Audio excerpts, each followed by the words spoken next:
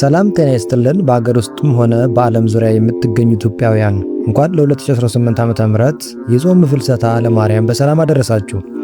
ዛሬ የምንነጋገረው ስለ አንድ ተራ የጾም ወቅት አይደለም። የምንነጋገረው ስለ ፍቅር፣ ስለ ተስፋ፣ ስለ ታሪክና በሰው ልጅ አእምሮና መንፈስ መካከል ስላለው ጥልቅ ቁርኝነት ነው። ፍልሰታ የሚለው ቃል ሲነሳ አእምሯችን ወዴት ይሄዳል? ፈለሰ ከሚል የግዕዝ ስርወ ቃል የተገኘው ይህ ቃል መሄድን፣ ተሰደደ፣ መገለጥንና ከቦታ ወደ ቦታ ማዕረግን ያመለክታል። ነገር ግን አባቶቻችን ፍልሰታ ለማርያም ሲሉ ምን ማለታቸው ነው?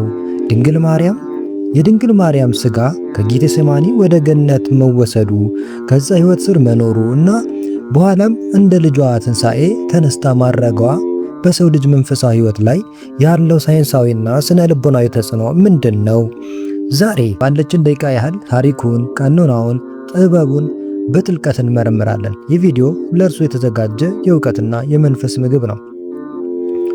ታሪኩ የሚጀምረው በጥር 21 ቀን ነው። እናታችን ቅድስት ድንግል ማርያም በ64 ዓመቷ ከዚህ ዓለም ድካም አረፈች። ታሪካዊና ስንክሳራዊ መረጃዎች እንደሚነግሩን 3 ዓመት በእናት በአባቷ ቤት፣ 12 ዓመት በቤተ መቅደስ፣ 9 ወር በዮሴፍ ቤት፣ 33 ዓመት ከ3 ወር ከጌታችን ጋር እና 14 ዓመት ደግሞ በወንጌላዊው ዮሐንስ ቤት ኖራለች። በዕረፍቷ ቀን ሐዋርያት ሊቀብሯት ወደ ጌቴሴማኒ ሲወስዷት የነበረውን ስሜታዊ ውጥረት አስቡት እስቲ። አይሁድ እንደ ልጇ ተነሳች፣ አረገች እያሉ እንዳያውኩን በእሳት እናቃጥላት ብለው ተነሱ።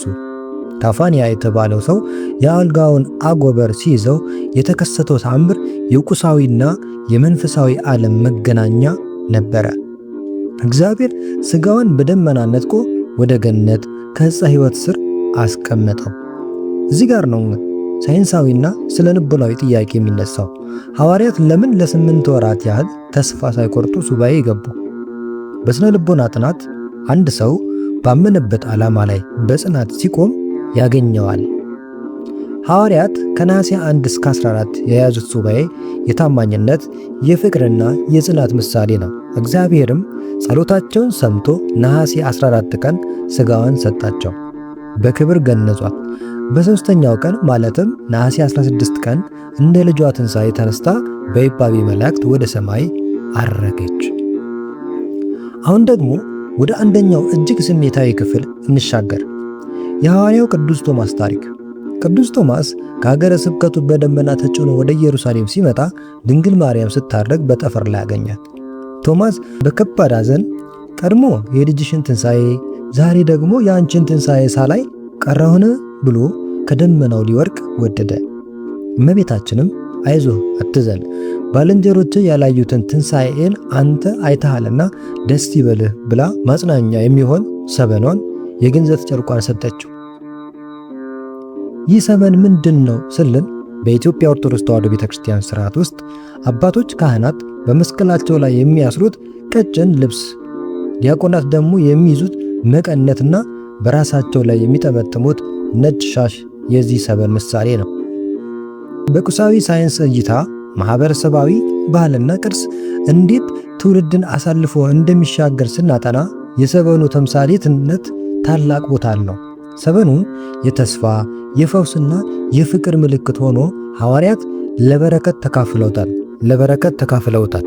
ይህ ቁሳዊ ነገር መንፈሳዊ እምነትን ከዕለት ተዕለት ሕይወት ጋር የሚያያዝ ሳይንሳዊ አስተሳሰብ ነው። አሁን ደግሞ ወደ ግዕዝ ቋንቋ ጥበብና ሊቃውንት ትንተና እንሂድ። በጾመ ፍልሰታ ወቅት ደጋግመን የምንለው ሰዓሊ ለነ ቅድስት የሚለው ሐረግ ሁለት አይነት የፊደል አጻጻፍና ጥልቅ ምስጢር አለው። አንደኛው በአይኑ አ ሲጻፍ ሰዓሊ አይምሮውን ለበውን ማስተዋሉን ሳይብን አሳድሪብን የሚል ጥልቅ የፍልስፍና የስነ አይምሮ ትርጉም ይዛል። ሁለተኛው ደግሞ በአልፋው አ ሲጻፍ ሰዓሊ ለመኝልን አማልጅን የሚል የጸሎት ጥሪ ነው። የኢትዮጵያው ሊቅ የቅዱስ ያሬድና የቅዱስ ኤፍሬም ድርሳናት ይህን ምስጢር ሲያጎሉት ቅዱስ ያሬድ ተለዓለት ምድር ወበህየ ነበረት ዘምስለ ወልዳ ሲል፣ ንጉሥ ዳዊት ደግሞ በመዝሙር 44 ከቁጥር 9 ላይ ንግሥቲቱ በቀኘ ትቆማለች ብሎ ከሺህ ዓመታት በፊት የተናገረውን ትንቢት ያረጋግጥልናል። በተጨማሪም ቅዱስ ኤፍሬም የደረሰው ውዳሴ ማርያም 64 ምዕራፎች አሉት። 64 ቁጥር ድንግል ማርያም በዚህ ምድር ላይ በሥጋ የኖረችበት 64 ዓመታት ይወክላል።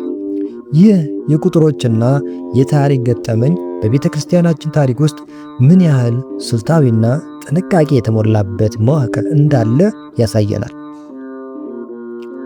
ውድ የሀገሬ ልጆች፣ በሀገር ውስጥም ሆናችሁ በስደት ውጭ ሀገር የምትኖሩ ጾመ ፍልሰታ የገዳማውያን ብቻ አይደለም፣ የዓለማውያንም፣ የሕፃናትም፣ የሕሙማንም የጤናማውም ጾም ነው። በተለይ በስደት የምትኖሩ ኢትዮጵያውያን በባህልና በእምነታችሁ ላይ የምትገጥሙትን ስነ ልቦናዊ ጫና ለማሸነፍ ይህ የ16 ቀን ሱባኤ ትልቅ የመንፈስ ማደሻ ነው። ወጣቶች ለምን ከቁርባን ይርቃሉ? በአሁኑ ዘመን በጾመ ፍልሰታ ወቅት ሕፃናትና አረጋውያን ቅዱስ ሥጋውን ክቡር ደሙን ይቀበላሉ። ወጣቶች ግን በሥጋዊ ፍርሃት ወይም ደግሞ መገለል ይርቃሉ። አምላካችን በዮሐንስ ወንጌል ምዕራፍ 6 ከቁጥር 54 ላይ ሥጋዬን የሚበላ ደሜንም የሚጠጣ የዘላለም ሕይወት አለው ብሏል። ስለዚህ ይህ ወቅት ራሳችንን የምንመረምርበት፣ ንስሐ ገብተን ወደ ሕይወት ምግብ የምንቀርብበት ሊሆን ይገባል።